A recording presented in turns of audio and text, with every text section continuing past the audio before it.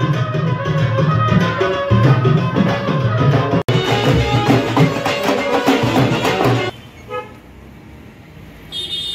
বন্ধুরা, welcome back to our channel. আমাদের নতুন একটা ব্লগে সবাইকে ওয়েলকাম।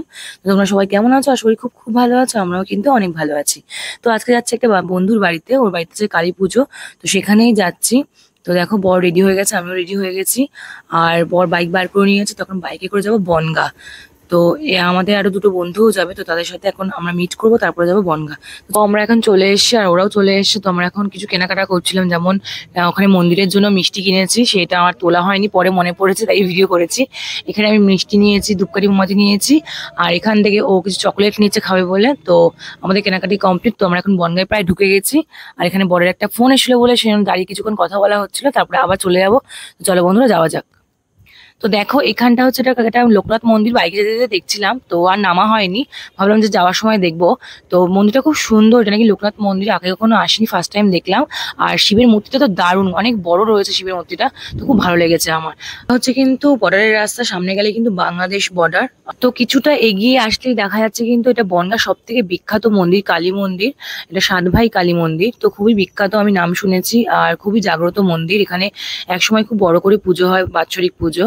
তো এইটা নিয়েও আমি কিন্তু অন্য সময় কিন্তু একটা ব্লগ নিয়ে আসবো, এই মন্দির নিয়েও। তো দেখো, এটা হচ্ছে বনগাঁ রেল ব্রিজ, এটা আমরা পার করে যাচ্ছি। আর কিছুটা এগোলে কিন্তু রাজীবের বাড়ি। তো চলো বন্ধুরা, রাজীবের বাড়িতে যাওয়া যাক। তো ওখানে গিয়ে তোমাদের সাথে দেখা হচ্ছে। প্রায় আমরা চলেই এসেছি রাজীবের বাড়ি দেখতে। ওই দেখা যাচ্ছে লাইটিং, আর খুব সুন্দর কিন্তু লাইটিং করেছে সারা রাস্তা জুড়ে। আর এই পুরোটা হাতের কাজ কিন্তু রাজীবের, ও নিজে খুব সুন্দর, মানে বিয়ে বাড়ির অর্ডার নেয়, লাইটিং এর কাজ করে। তো পুরোটা কিন্তু ও নিজে করেছে, খুব সুন্দর করে। তো দেখো, খুব সুন্দর সাজিয়ে যায়। প্রত্যেক বছর কিন্তু ওদের বাড়িতে বড় করে খুব কালী পুজো হয়, ওদের বাৎসরিক পুজো। তো এইবারও হয়েছে, গতবারও আমি গিয়েছিলাম, এইবারও আমি এসেছি।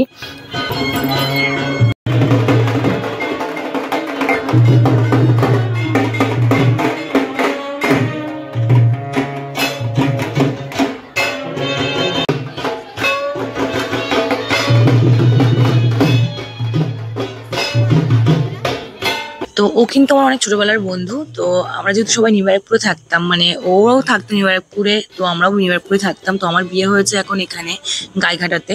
তো ওর আদি বাড়ি কিন্তু বনগাঁতে। তো বনগাঁতেই প্রত্যেক বছর পুজোটা হয়। তো আমাদের আগেও বলতো, আমরা যেহেতু একসাথে পড়তাম, তো আমরা কোনোদিন আসতে পারতাম না, যেহেতু অতটা দূর থেকে আসা সম্ভব ছিল না। আর যেহেতু এখন বিয়ে হয়েছে তো কাছাকাছি, তো এখন তো সহজেই হয়, বাইক নিয়ে চলে আসি। তো সেই জন্য 2 বছর থেকে আমি আসছি। তো সত্যি খুব ভালো লাগে ওদের বাড়িতে আসলে, এই পুজোর সময় দারুণ খুব ভালো অনুষ্ঠান হয়। তো এবারও এসছি, আর আমাদের দুটো বন্ধু আর বান্ধবীকেও নিয়ে এসছি। তো ওদের সাথে সবাইকে আমরা আলাপ করালাম। আর সাথে কিন্তু আমার কলেজের আরো 2-3টে ফ্রেন্ড ছিল, তাদের সাথে আমরা অনেকদিন বাদে দেখা হয়, খুব ভালো লাগলো। অনেকদিন প্রায় ওদের দেখা হয় না। আমরা সত্যি বলতে মানে কলেজে এত এত মজা করতাম, এত আড্ডা মারতাম। তো সেই সব দিন সত্যি মানে মনে পড়ে গেছে। তো হ্যাঁ, এই দিনও গিয়ে সবার সাথে দেখা হয়, খুব মজা করেছি, দারুণ এনজয় করেছি, সবার সাথে ফটো তুলেছি। মানে সময়টা যে কি করে কেটে গেল বুঝতেই পারলাম না।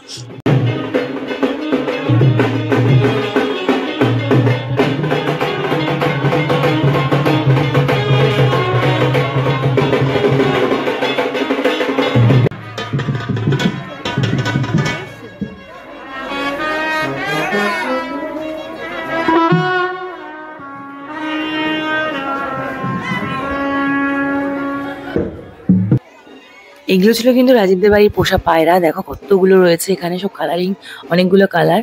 তো এখানে আমরা সব দেখলাম, ভালো লাগলো। আর এসে দেখলাম একটা ছোট্ট বেবি, মানে এটা ছিল রাজীবের পিসির মেয়ে, তার ছেলে।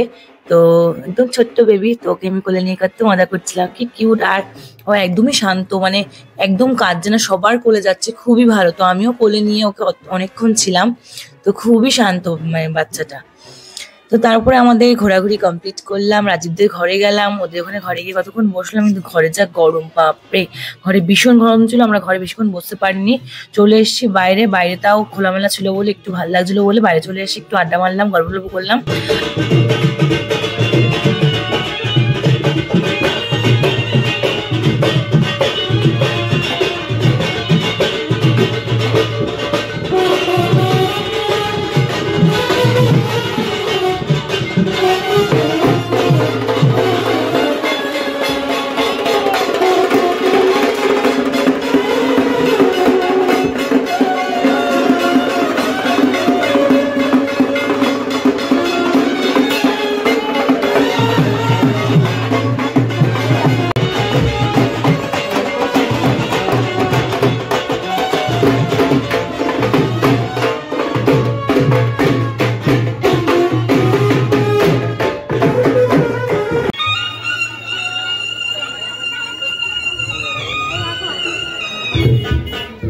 তো আমরা এখন যাচ্ছি প্রসাদের দিকে, প্রসাদ খাবো এখন। তো পাশেই একটা জায়গা ছিল ফাঁকা, তো ওখানে কিন্তু প্যান্ডেল করেছিল বড় করে, ওখানে খাওয়া দাওয়ার ব্যবস্থা করেছিল।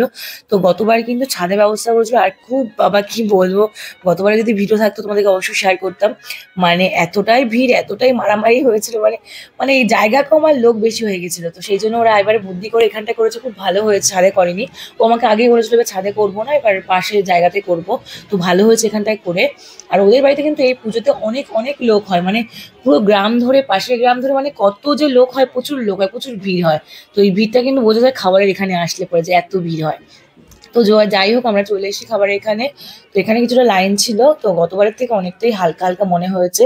গতবার থেকে তো চেয়ার নিয়ে মারামারি লাগছিল, মানে সবাই মানে চেয়ার নিয়ে রেখে দিত। তো যাই হোক আমরা ফাইনালি বসে পড়েছি খেতে, টেবিল ফাঁকা পেয়ে গেছি, আর অতটা মানে লাইন দিতে হয়নি, ফাঁকাই ছিল, তো বসে পড়েছি আমরা। তো দেখো পাশে বর বসেছে, তার পাশে মিষ্টি, তার পাশে তার বউ। আর এখানে একটা বাচ্চা এসেছে, ছোট্ট একটা কিউট বাচ্চা। ওকে আমি জিজ্ঞেস করছি ওই তোর নাম কি বল, ও বলছে না, এতই লজ্জা পাচ্ছে। ও খালি আমাকে দেখছে আর ভাবছে কি রে বাবা, কে ভিডিও করছে। তো যাই হোক আমাদের খাবার চলে এসছে, মানে আমাদের প্রসাদ, মায়ের ভোগের প্রসাদ চলে এসছে। এখানে ফার্স্টে দিল খিচুড়ি আর হচ্ছে লাবড়ার তরকারি, মানে সব দিয়ে একটা তরকারি করেছে, এত সুন্দর হয়েছে মায়ের ভোগের প্রসাদ। মানে বলে না মায়ের ভোগের প্রসাদ সত্যি মানে এক মানে নর্মালও করলেও এত ভালো, এত টেস্ট হয়, সত্যি দারুণ হয়েছে, এত সুন্দর। যেমন ভোগের প্রসাদ, যেমন এই তরকারিটা দারুণ হয়েছে, প্রত্যেকটা খাবার খুব ভালো হয়েছে, খুব টেস্ট হয়েছে। আমরা তৃপ্তি সহকারে খেয়েছি, খুব ভালো হয়েছে। তো তারপর ছিল আমের চাটনি, পাঁপড় আর বোঁদে। তো খুবই ভালো হয়েছে আয়োজন, আমার তো খুব ভালো লেগেছে। আর হাত ধোয়ার ব্যবস্থা কিন্তু বাইরে ছিল। তো সেখানে যখন হাত ধুতে গেলাম তো দেখলাম আমার ননদ, মানে ওর কিন্তু শ্বশুরবাড়ির পাশে, ওর এখানেই বিয়ে হয়েছে। তো ওদেরও নেমন্তন্ন ছিল, তো ওরা এসছে। তো আমি ভাবছিলাম যে ও দেখছি না কেন, দেখছি না কেন, দেখলাম ও এসেছে, দেখা হয়েছে। তো তারপর তো আমাদের আর কে দেখে, পেয়েছি আমার ননদকে, বোনকে। তো ও আর ওর বর ছিল, তো শ্বশুরও ছিল। তা ওদেরকে নিয়ে বসে পড়েছি গল্প আড্ডা করতে। তো এখানে আমরা এখন গল্প আড্ডা করছি। তো আমরা বেরিয়ে পড়েছিলাম, অনেক রাত হয়ে গেছিলো, প্রায় 10:30। তো আমাদের যেতে অনেকটা সময় লাগবে, সেজন্য আমরা বেরিয়ে পড়েছি। তো সবাইকে টাটা বলে বেরিয়ে পড়েছে। আর এসে দেখো মন্দিরটা আমরা এখানে প্রণাম করে নিলাম, যেহেতু যখন যাচ্ছিলাম আমাদের বাড়িতে তখন কিন্তু এখানে দাঁড়াইনি। তো যাওয়ার পথে এখানে এসে আমার প্রণাম করে নিলাম যে আবার কবে না কবে আসবো। আর এখানে ছিল বাবা লোকনাথের মন্দির, তো এখানেও আসলাম। এখানেও এসে কিছুক্ষণ আমরা দাঁড়ালাম, নমস্কার করলাম, আর ভালো করে দেখলাম, যেহেতু বন্ধ ছিল, হয়তো দিনের বেলা খোলা থাকে, কখনো আসিনি। তো সেই জন্য এসে যখন ভালো করে দেখে গেলাম বাইরে থেকে, পরে হয়তো আবারও আসবো, অন্য সময় টাইম বার করে এখানে আসবো, ব্লগ করবো সবকিছুই। তো এখানে যাওয়ার পথে ভালো করে দেখলাম আর দর্শন করলাম, ভালো করে ভিডিও করলাম। তো চলো বন্ধুরা, আজকের মতন ভিডিওটা এখানে শেষ করছি, নেক্সট ভিডিওতে আবার দেখা হবে। তো টাটা সবাইকে। আর যারা এখন আমাদের চ্যানেলটাকে সাবস্ক্রাইব করুন, অবশ্যই সাবস্ক্রাইব করে দিও। তো টাটা, গুড নাইট।